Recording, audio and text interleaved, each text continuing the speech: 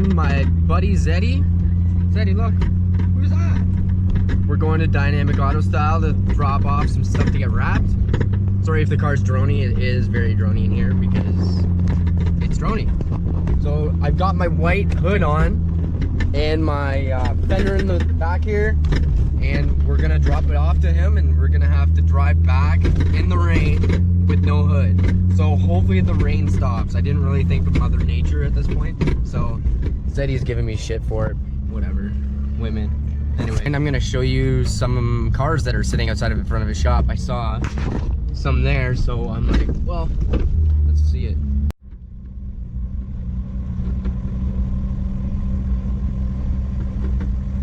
Hey buddy, what are you saying? What are you working on? Oh, I have some mirrors for this car over there. That must be such a pain. Dude, they're insane. Look at this. It's full color all the way to the inside. This thing.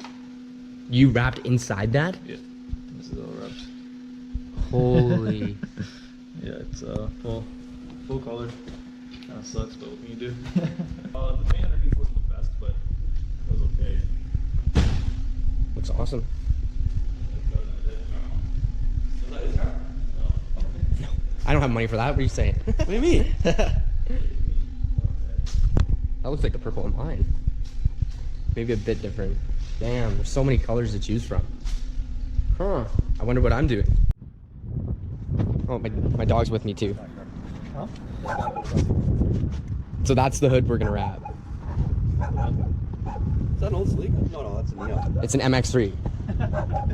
What is This that? front looks like a neon. It's not a neon. I've never heard neon. You ever heard that car? No, I've never heard people call it a neon. Kind of. Neons are circle. Yeah. I've heard Honda a lot. Yeah. The Del Sol. That's all, yeah.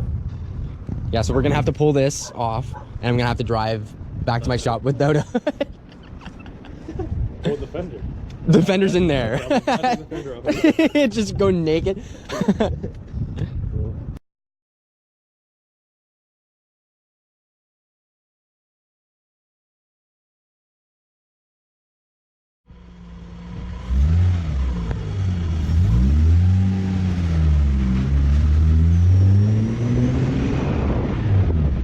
Here we are with no hood.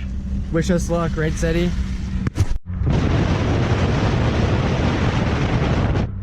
Oh my god. Please, no, please. Please, no, please. Oh man, now it's raining. Now it's raining. Shit.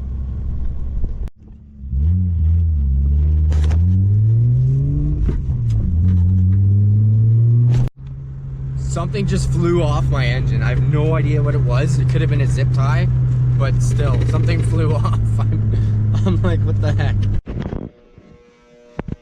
Today I'm gonna do everything I can in my power to start this car. I wanna see the turbo spinning. I wanna see the pistons going up and down. I wanna see the crankshaft spinning. So what I've gotta do to do that, I have 3 MX-3s and I have enough parts for 2. So I need to bring parts from this one to this one to make this work. So what I'm gonna have to steal is I'm gonna have to steal the battery. I'm gonna have to steal the battery tray. I'm going to have to steal the computer underneath the dash. I'm gonna use the tune that was on this one and add some fuel to it, try and start it. So first I better move this car because once I pull the computer and the battery, it doesn't run anymore. So I'm gonna have to put it in a spot where it's not gonna get in the way of things and close enough to my shop that I can work on it.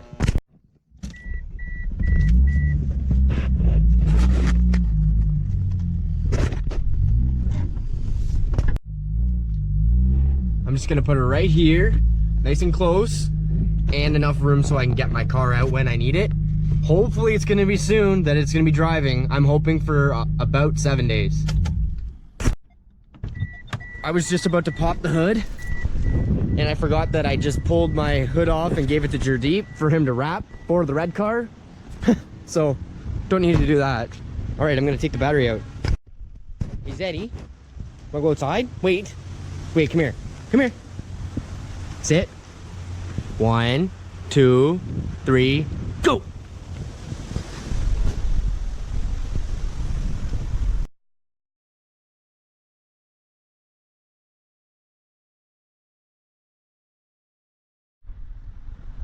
Are you all done? Good. Come on. Time to go in. Bye.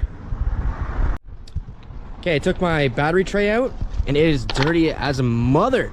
So I'm gonna clean her up a bit before I put it in because that looks like shit.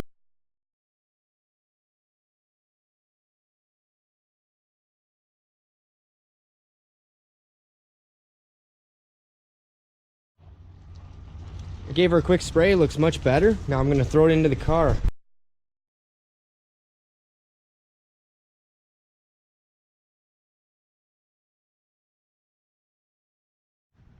There, nice. Now I got a nice looking battery tray brought back from the dead. All it is 4 10mm bolts, and then also this wiring harness plastic bolts into the tray as well, which is convenient so it holds it nice and straight. Now all it needs is a battery. And here's something I cannot stress enough. I'm about to put my battery in, but before I do that, I'm checking the grounds to the negative. The negative post that goes from your battery also goes to your fender here. It's always good to take this off and clean that because it's grounded through there and grounded through the bottom part of the steel here. But all the grounds on these cars are really bad, and I've had probably 30 bad times of having no spark because of grounds. So it's very important to just go over it quick, and if you do, you're probably gonna be a-okay. I already know I have spark, but I'm just gonna go over it real quick again. I'm just gonna go over it quick anyways, just to reassure that I have a good ground. I just hit it with some sandpaper until it's nice and shiny, and that's a sign of a good ground. Okay, now I'm just gonna steal the computer from this car, which is a standalone AEM. Holy mess. The computers in these cars are way up in the footwell on the passenger side, and there's 3 clips on the OBD1 cars, and you just gotta press on them and pull them out. They're kind of a pain, but you just gotta take your time and not wreck anything. Okay, this is my standalone ECU that I have in my daily driver. It is a stratified Mega Squirt PNP, which is plug and play. So I'm gonna spin her around, and this is where the factory stuff goes in. So if it's a 4 connector car that you have, which would be OBD2, it would work. Mine are all OBD1, so I only need 3, and that's fine to have the 1 not attached. So to run this ECU, usually you want to pull it apart, which sounds crazy, if you want the fun stuff. Inside this ECU, there is an opener. I took off 4 screws, and she should come right open. Just like so. And you can take the entire circuit board out to do other things, but I'll just show you what I'm doing here. So it's very easy to pull apart. It's meant to be pulled apart. There's a lot of options on these ECUs. These ECUs are cheap. They're like $800 maximum. Shipped to your door, you plug it in, and you can start the car. These are meant to do exactly that. Hook up your stock wiring, plug it in, and it will start. The tune will be not good. It needs tune, but it gets you enough to start. So you don't have to go through tuning, going through no crank signal and all. So you don't have to set all the shit up. They set it up before you come. But if you want to have more fun, like get launch control going, get table shifting done on a switch so you can change from one fuel map to another. There's wideband inputs so you can have perimeters that your ECU will allow fuel changes to things that you tell it to do. So there's so many cool things about it. And when I first said, oh, like it's you just turn the key and go, it's not like that. This ECU comes with enough knowledge to start the car, and it will not be drivable. You have to go from there. You have to program it. You have to make tunes. You have to do everything. So if I didn't scare you already, just stay with me here. I figured it all out. I'm sure you can too, especially with some guidance from me. You can do external sensors. It goes from intake air temp sensors to boost control sensors. Right now, all I have ran is the necessities for me. Everybody has different necessities. I have launch control, which is the red wire, and I have my wideband input, which is the black. So looking here, all I had to do was loosen a screw up, put a wire in and tighten it down for whatever one I wanted. So my red one is on switch 1. You can't see that, but if you followed that red wire to that hole, it's on panel, or it's on pin switch 1. So in the computer, that is launch control. That's what I have it set to. So you can change what every output is on the computer. It's all changeable, versatile, like to whatever you want. It's a very good system. This is a very cheap way to make big power, have a lot of fun, and have launch control and all that good stuff. This is the proper way to do it on the low end, cheap way. But it does it the right way. It's basically getting into tuning hardcore, if that makes sense. So yeah, and then my black one is from my wideband, which is external O2. You might be able to read that one. So that, when I have my wideband gauge set up, I'm gonna have an output wire from my wideband to this black wire, and that's gonna tell my ECU what air-fuel ratios I'm running. And then later on, I can tell my computer, okay, I'm gonna allow the computer to make 10% of fueling changes. So say I wanted my perimeters to be 11.9 at full boost and wide open throttle, and it started leaning out to 12.3, the higher the number, the leaner it is. And I'm allowing it 10% to add more fuel, it'll add 10% of what it thinks it should put in. So you can adjust it all. Most of the time I'd have 0 because I like tuning myself, and you can't always trust your wideband. So if you just keep an eye, it depends how serious you are about it. Like if you want to just get it done and trust the computer and all that, I just like doing everything myself. So I make my own tunes and I run my own tunes off of me. I'm watching my wideband when I'm driving it, and if there's an issue, I'll pull up my laptop. Okay, I need to adjust this cell and this cell a little bit richer or a little bit leaner. I'm running really fat there, which is meaning rich. Pull out some fuel, stuff like that. So I'm going to show you exactly how to start your car and tune your car to run and drive. So assuming all you needed was launch control and your wideband input, that's all you would need to do. And you close up your ECU. Then you screw it together and you plug it into the car. This is the first setup I've ever owned as a tunable ECU, and I love it to death. And when I built my twin engine MX-3, I upgraded because I wanted a little bit more customization and stuff like that. So I upgraded to a Mega Squirt plug and play 3. So that's another upgrade. It's got way more stuff for boost control and all that good stuff. But if you're just street car and having a good time, this is all you need. It's so much fun. $800, and you're gonna gap all your friends and you're gonna make them cry, and they're gonna ask you, how do you do that? And you say, oh, I was just watching Ty's YouTube videos and he knows how to make quick cars for dirt cheap. Anyways, yeah, so it's a badass setup. The program is only $100, and then you can tune and data log as well. So I'm gonna get right to it. We checked everything. Everything's a-okay. So now I can plug it into the car, which is the red one, Red Ted, and run one vacuum line. Sorry, I did not say that. You need to plug in however many clips you have into your car, different between OBD1 and OBD2, and a vacuum line. So this vacuum line is ran inside, and it's ran to a MAP sensor, which means manifold air pressure. So it's telling the computer how much pressure is in the intake. So say you're at 5 pounds of boost, it's gonna tell your computer you're at 5 pounds of boost. And by that number from the MAP sensor that's sent to the computer inside, it's gonna tell you it's gonna tell itself what cell to use in that map that you made. Yes, that is confusing, and yes, I will teach you. So stick along and you're gonna learn exactly the basics and exactly how to do it. Okay, I am on my passenger side of my car with my ECU, and I'm going to install it.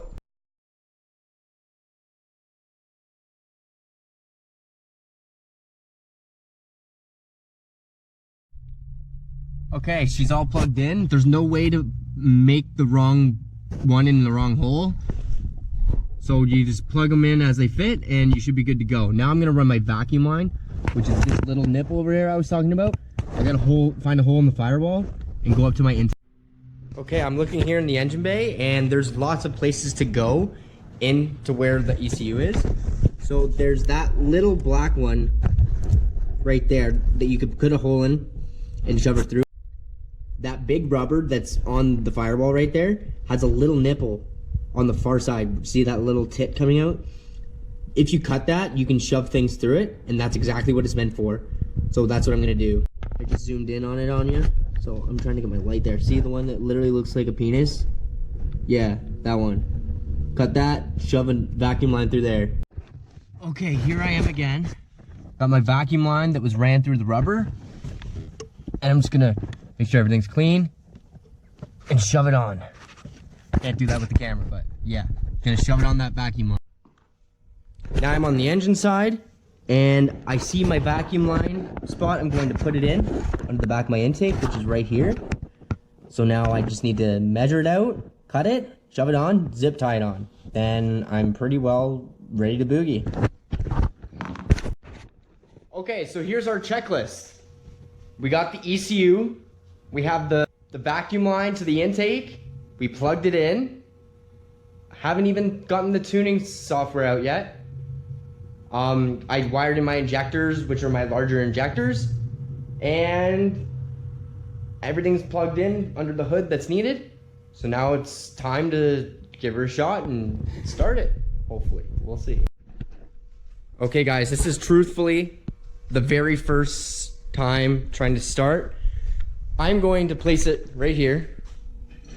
So I am going to have you at the closest spot possible. And we're gonna see if... Please, please start. This has been so much work. Please start. Please start.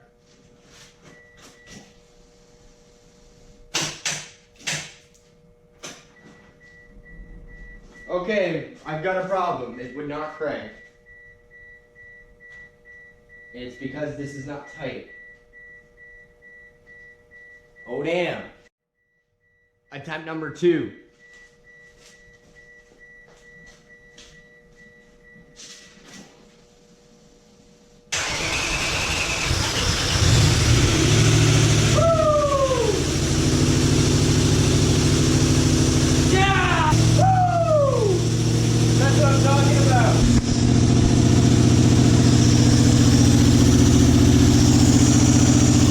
One out too. Wow, it's running great. Yes, I'm pumped. I've got a few little things to do, but guys, she's going back together and she's gonna be on the road ASAP. You know what it is. Yes. It first fired up with one of the plug wires not even in. So that's how good it's running already. It just wanted to go. Just turn the key and vroom vroom. I'm stoked. Fuel pump works. All my wiring for the injectors was mint. I have no words. Stoked. Glad you showed up. Glad you watched the video. Thanks for watching. And I will catch you in the next one. Peace.